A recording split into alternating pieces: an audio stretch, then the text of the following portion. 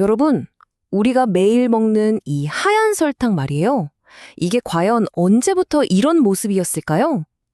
놀랍게도 그 비밀은 수백 년 전 고대 중국의 획기적인 기술에 숨어 있습니다.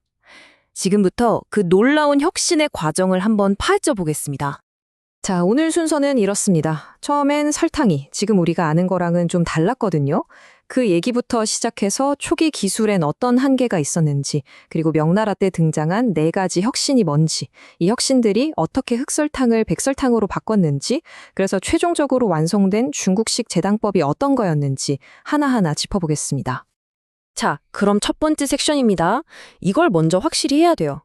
옛날 사람들이 먹던 설탕은요, 우리가 아는 그 하얀 가루 설탕이 아니었습니다. 그렇다면 우리가 아는 이 알갱이 설탕은 대체 언제 처음 등장했을까요? 이게 바로 고대 기술자들이 풀어야 했던 가장 큰 숙제였던 거죠. 그냥 단맛 나는 즙이 아니라 옮기고 보관하기 쉬운 고체 설탕을 어떻게 만들 거냐, 바로 이 문제였습니다. 실제로 당나라, 그러니까 7세기 이전까지 중국에서 설탕이라고 부르던 건요, 그냥 걸쭉하고 끈적끈적한 액체 시럽이었어요. 그러니까 단단하고 운반하기 쉬운 고체 설탕을 만드는 것, 그 자체가 첫 번째 넘어야 할 산, 즉 기술적인 돌파구였던 셈이죠. 좋습니다. 그럼 이제 본격적인 기술 혁신이 일어나기 전에는 도대체 어떤 방법들을 썼는지 한번 볼게요. 이게 상상 이상으로 느리고 비효율적이었습니다. 자, 시대를 따라가 보면요, 당나라 때는 사탕수수를 그냥 잘라서 소가 끄는 거대한 나무절구에 넣고 빻았어요. 그러다가 송나라 때가 되면 사탕수수를 얇게 썰어서 맷돌로 갈고 그 찌꺼기를 다시 쪄서 한 번 더 압착했죠.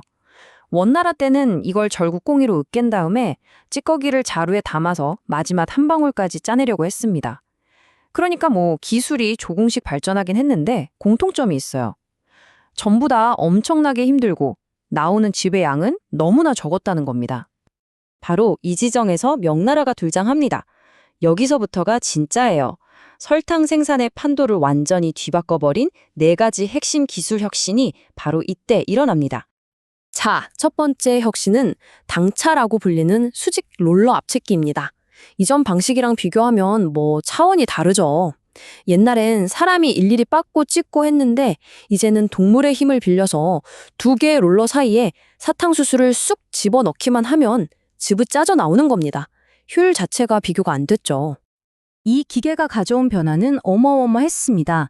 당연히 노동력과 시간은 확 줄었고요. 즙은 훨씬 많이 나왔죠. 근데 진짜 대박은 따로 있었어요. 바로 이 기계 덕분에 바싹 마른 사탕수수 찌꺼기, 즉 바가스가 대량으로 나왔다는 겁니다.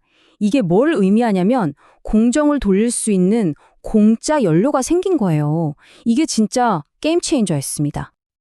근데 있잖아요. 새로운 기술은 꼭 새로운 문제를 낳더라고요. 이 효율적인 롤러로 즙을 짜내니까 불순물이 너무 많이 섞여 나온 거예요. 그래서 설탕 결정이 잘 안 만들어지는 문제가 생겼습니다. 여기서 두 번째 혁신이 등장합니다. 바로 화학을 이용한 거죠. 간단해요. 석회를 집어넣는 겁니다. 이 석회가 즙의 산성을 중화시키고 불순물을 바닥에 싹 가라앉히는 역할을 했습니다. 그리고 세 번째 혁신입니다. 이건 설탕 생산에서 가장 돈이 많이 드는 문제, 바로 연료비를 해결한 기술이에요. 그 많은 사탕수수즙을 끓이려면 진짜 어마어마한 양의 장작이 필요했거든요. 그래서 개발된 게 뭐냐? 바로 하나의 아궁이 불로 여러 개의 솥을 줄줄이 가열하는 다중솥 아궁이 시스템입니다. 이 시스템은 정말 독특하고 효율적이어서 서양에서도 중국식 연속 가열 시스템이라고 불릴 정도였습니다. 한번 상상해보세요. 아까 말한 공짜 연료, 바가스랑 이 초고효율 아궁이가 만났어요. 이러니 설탕 생산 비용이 그냥 뚝 떨어질 수밖에 없었겠죠. 자, 이제 대망의 마지막 혁신입니다. 이 기술이야말로 우리가 지금 먹는 그 새하얀 백설탕을 만드는 비밀병기였습니다. 네 번째 혁신, 바로 진흙표백법입니다. 이름만 들으면 좀 이상하죠? 근데 원리는 아주 기발해요. 흑설탕 알갱이 표면에는 끈적하고 짙은 색의 당밀이 코팅처럼 붙어 있거든요. 이 당밀만 싹 제거하면 설탕 본래의 하얀색이 드러나는 겁니다. 진흙표백법은 바로 그 당미를 제거하는 기술입니다. 과정은 이렇습니다. 먼저 갓 만든 흑설탕을 밑에 작은 구멍이 뚫린 깔때기 모양 도자기에 꽉 채워요. 그리고 그 위에 젖은 황토를 덮습니다. 그러면 어떻게 될까요? 황토에 있던 물이 아주 천천히 아래로 스며들면서 설탕 알갱이에 붙어있는 검은 당밀 코팅을 녹여내는 거죠. 그럼 이 녹은 당밀은 액체가 돼서 아래 구멍으로 뚝뚝 떨어져 나가고 그릇 안에는 점점 더 하얀 설탕만 남게 되는 겁니다. 정말 간단하면서도 너무나 과학적인 원리 아닌가요? 이 공정을 45일 동안 무려 3번까지 반복했다고 해요. 당연히 맨 위쪽 설탕이 제일 하얗고 순수했겠죠. 이 최상급 설탕은 품질이 너무 좋아서 양당, 그러니까 바다 건너온 설탕이라는 뜻의 이름으로 불릴 정도였습니다. 근데 이 기술이 어떻게 발견됐는지 아세요? 되게 재밌는 이야기가 있어요.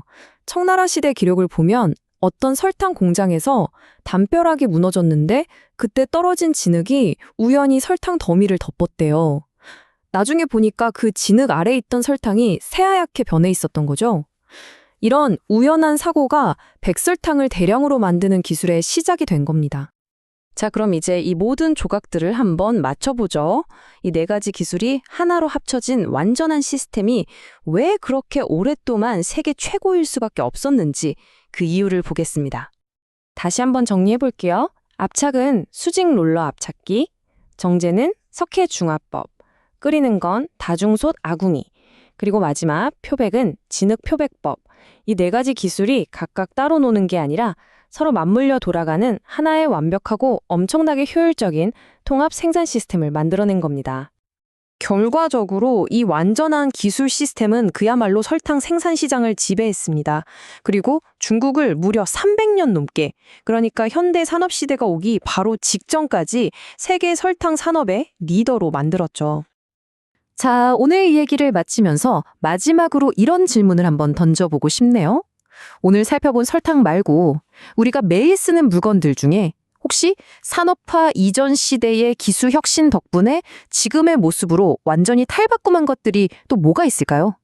한번 생각해 보시면 재밌을 겁니다.